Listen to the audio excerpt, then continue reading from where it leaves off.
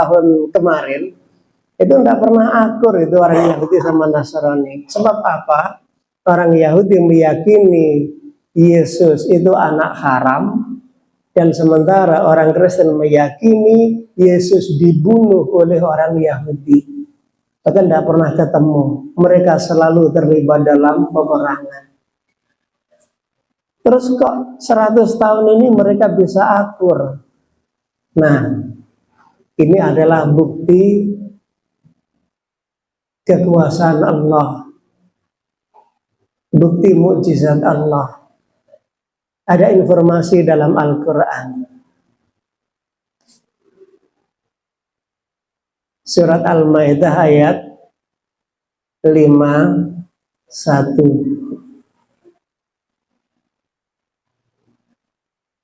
Ba'duhum awliya'u ba'din.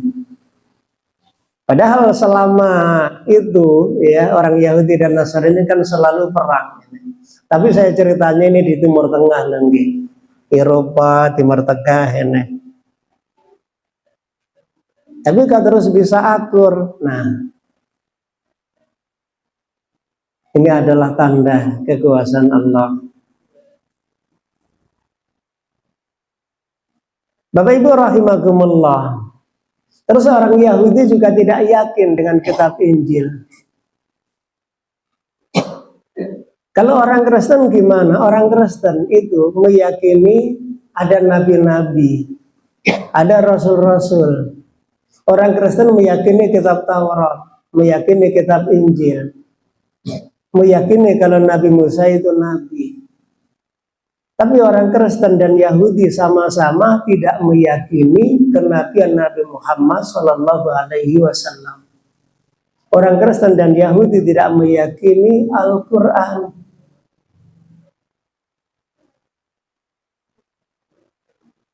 Apakah orang Yahudi dan Nasrani tidak yakin kalau Al-Quran itu wahyu Allah? Jawabannya, mereka yakin. Bahkan keyakinan mereka sama seperti keyakinan mereka terhadap anak mereka. Apa ada bapak-bapak itu yang ragu dengan anaknya? Ini anakmu apa itu loh? Yakinlah anakku. Nah, keyakinan orang ahlul kitab seperti itu, tapi hanya saja mereka tidak mau beriman. Orang Yahudi meyakini sebagian malaikat dan menolak sebagian malaikat. Jadi imannya itu milih-milih. Nabi dan Rasul juga sama. Sebagian diyakini, sebagian ditolak. Nah, sementara umat Islam itu diberi perintah oleh Allah, la nufarriqu baina ahadin min rusuli. Kami tidak memilah dan memilih para nabi dan rasul. Semua nabi kita imani mereka nabi utusan Allah yang dijelaskan oleh Allah dalam Al-Quran. Semua kitab suci yang diturunkan oleh Allah kita yakini bahwa itu adalah kitab Allah. Hanya saja mana yang harus diikuti? Yang harus diikuti adalah yang jelas. Kenapa kita tidak ikut Taurat? Kalau ikut Taurat itu loh, Taurat yang mana yang diikuti?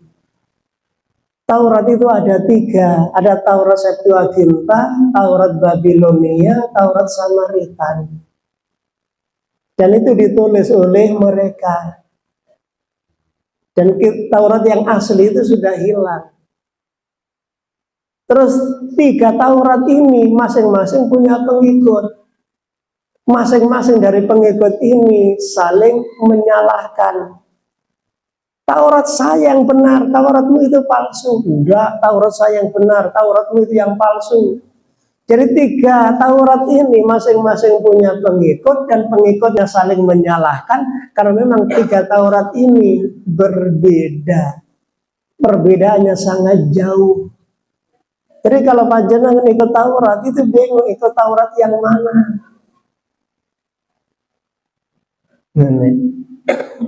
Nah, seandainya panjenengan ikut Injil, itu juga bingung ikut Injil yang mana. Injil itu ada 150 bab atau disebut dengan kitab. Dari 150 ini ada yang mengambil hanya 60, yang lain ini tidak suci ini. Ada yang mengambil semuanya, ada yang mengambil 90. Dari 150 ini yang asli itu mana?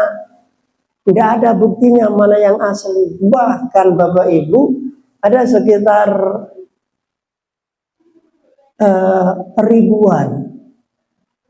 ribuan peneliti, bahkan saya pernah dengar dari Pak Donditan itu berapa ya, 5.000 atau berapa, atau 500 kalau tidak salah itu. Para peneliti, para dokter, profesor, ahli sejarah Injil di dunia itu sepakat bahwa Injil ini 92%-nya itu tidak asli. Yang kemungkinan asli yang itu berasal dari Nabi Isa atau Yesus itu hanya sekitar 8%. Makanya orang Kristen itu kalau ditanya apakah kitabmu asli? Asli. Apa iya? Ya menurut saya iya. Tapi kok beda dengan yang ini? Pokoknya aku tidak mau percaya sama yang itu. Yang ini yang aku pakai, itu yang saya percayai. Dan ini yang benar. Tapi kan menurut ini kitabmu itu salah. Ya itu terserah. Makanya tidak akan bisa ketemu. Dan alhamdulillah pada akhirnya apa? Kristen sekarang berkembang sampai 5.000 cabang di seluruh dunia. 5.000 cabang ini bukan berarti organisasi Kristen seperti organisasi Islam, bukan. Tapi 5.000 cabang ini artinya 5.000 ini berbeda antara satu dengan yang lainnya. Jadi 5.000 ini persis seperti agama sendiri-sendiri. Kitab sucinya beda, keyakinannya terhadap Yesus juga beda. Karena dari ini ada yang ini yakin, ini enggak, ini yakin, ini enggak, ini enggak. Macam-macam. Nah, zaman sekarang Bapak Ibu tinggal mengikuti, ada di YouTube. Ada debat antara Kristen dengan Kristen, ada debat Islam dengan Islam. Nah, itu banyak. Saya cerita ini bukan berarti untuk mengkritik tetangga kita yang Kristen, ya, bukan ya. Tapi ini kan pengajian di masjid, jadi ini hak kita. Mereka ketika mengkaji apapun di tempat ibadah mereka, ya, entah itu yang pokoknya selain Islam, ya pasti ya sama seperti kita kan. Cuman masalahnya kalau kita kan datanya itu benar, gitu. Datanya apa? Datanya benar. Nah, Bapak Ibu rahimakumullah, terus mana yang harus kita ikuti dari semua kitab suci yang ada ini? Dulu ada kitab Zabur, cuman sekarang mana kitab Zabur itu? Tidak ada. Dulu ada Suhuf Ibrahim, kitab sucinya Nabi Ibrahim. Tapi sekarang sudah tidak ada. Nah, terus yang kita ikuti yang mana? Nah, yang asli, yang ada, dan dijamin benar. Apa itu yang kita ikuti? Al-Quran. Ini yang kita imani. Nah, Al-Quran kita imani dan kita ikuti. Tapi selain Al-Quran kita imani bahwa Allah menurunkan kitab suci itu, tapi kita tidak mengikutinya. Karena kita tidak tahu mana yang asli. Bapak Ibu kalau tidak percaya bisa nanya saja ke orang selain Islam. Apakah kamu bisa membuktikan bahwa kitab sucimu asli? Satu pun di dunia ini tidak ada yang bisa membuktikan. Yang pasti itu adalah kitab suci selain Al-Quran itu terjemahan dari terjemahan. Mungkin sampai Bapak Ibu terserah, mungkin sampai besok sore boleh. Terjemahan terus diterjemahkan, terus diterjemahkan, terus diterjemahkan. Saking banyaknya. Terus aslinya mana? Sudah tidak ada. Bapak Ibu, Al-Quran berbahasa Arab. Sejak diturunkan kepada Rasulullah berbahasa Arab, sampai sekarang Al-Quran itu tetap berbahasa Arab. Kalau ada terjemahan, itu bukan Al-Quran, tapi itu terjemahan Al-Quran. Sekarang ada kitab Tripitaka. Apakah itu asli kitab Tripitaka atau terjemahan Tripitaka? Kitabnya orang Hindu atau Buddha itu. Mereka hanya bisa mengatakan ya ini saya terjemahan. Bisa tidak memastikan bahwa terjemahan ini benar. Masalahnya yang asli itu juga sudah tidak tahu. Ini terjemahan dari terjemahan dari terjemahan.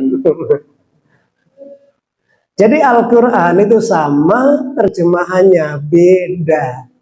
Saya pernah membaca sekilas tentang terjemahan Al-Quran. 1, 2, 3, 4, mungkin ada 10 ini. Sekarang kan gampang.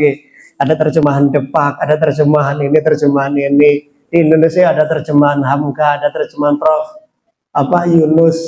Yunus yang termasuk yang agak tua itu aja bisa dibandingkan, beda itu pasti. Qurannya sama tapi terjemahannya beda, karena Quran ini wahyu dari Allah, sementara terjemahan itu adalah pemahaman manusia. Nah, ditambah lagi wabil akhirati hum yuqinun, ini yang terakhir ciri orang yang bertakwa, mereka yang beriman kepada hari akhir. Nah, mereka lah yang mendapatkan petunjuk hidayah dari Allah Subhanahu wa Ta'ala, dan mereka lah orang-orang yang beruntung. Nah, mudah-mudahan kita beruntung karena kita sudah memenuhi syarat untuk dianggap orang yang beriman yang sebenarnya. Nah, masalahnya apakah iman kita benar? Secara poin satu persatu sudah benar. Nah, masalahnya iman kepada Al-Qur'annya ini sudah benar, tapi pemahaman kita jangan-jangan baru Fatihah yang paham dari 114 surat ini. Tapi alhamdulillah, mudah-mudahan ini adalah awal yang baik dan mudah-mudahan memberi manfaat untuk kita bersama. Saya menyampaikan pakai bahasa Indonesia, karena nanti mudah-mudahan kalau ada yang ingin mendengar dari jauh, yang tidak ngerti bahasa Jawa, itu bisa mengikuti. Makatan ngapunten menawarkan keleputan. Assalamualaikum warahmatullahi wabarakatuh.